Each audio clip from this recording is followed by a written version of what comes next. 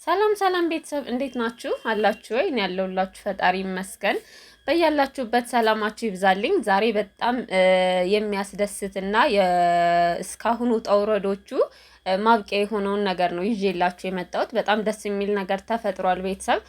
በስተመጨረሻ አብርሽ ሩታን ትክክለኛ ውሳኔ ወስኖባታል። ሩታን ብቻ አይደለም ሩታ ብቻዋን አይደለም እስካሁን እነዚህን ሁሉ ሴራዎች ስታሴሪ የነበረው ኤፍሬም አብሯት ነው።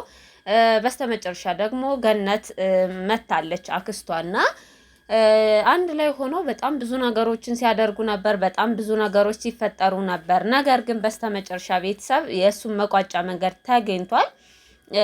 ለዚህ ሁሉም ያደረሳት ምንድነው? በስተመጨረሻ ምንም የማያውቀውን ልጅ ያልጠፋውን ልጅ በሰበባ ሰበብ ያስመለሰች መስሏት እሱን ባመጣችው እንትን ለራሷ ጦስ ፈጠረች ማለት ነው ቤተሰብና በጣም ደስ የሚል ነገር ነው የተደረገው። ሄርሜላ እና አብርሽ ሆነው ከሰዋቸዋል። ቡዜም አለችበት። በጣም ደስ የሚል ነገር ነው። ተከሰዋል። ከመከሰስም አልፎ ኦልሬዲ መጥሪያ ደርሷቸዋል፣ ታስረዋል እና በጣም ደስ የሚል ነገር ነው። ምክንያቱም መሆን ያለበት ይሄ ነው። ለስካሁኑ በጣም ብዙ ጊዜ አንድ ጊዜ ብቻ አይደለም ሰው አንድ ጊዜ አጥፍቶ ሊታለፍ ይችላል ቤተሰብ። ነገር ግን ይሄ አንዴ ብቻ አይደለም። ሩታና የአብርሽ ጉዳይ ከታውቃላችሁ ከመጀመሪያው ስንል አብርሽና ሄርሜላ ፍቅር ብለው ከጀመሩበት ጊዜ አንስቶ የማይፈነቅሉት ድንጋይ የለም። አብርሽን ወደሷ ለማስመለስ ኤፍሬምም ደግሞ በግሉ ሄርሜላን የግሉ ለማድረግ በውሸት በጣም ብዙ ነገሮችን ሄደዋል።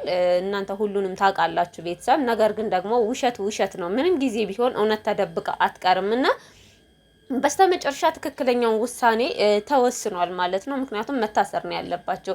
እንዳልኳችሁ አንዴ ሁለቴ እኮ የሆነ ስህተት ይታለፋል። ምክንያቱም ነገሮች ይስተካከላሉ ይሄኛው ምናምን በሚለው ማለት ነው እንትን ይላሉ። ነገር ግን ይሄ እንደዛ አይደለም ቤተሰብ።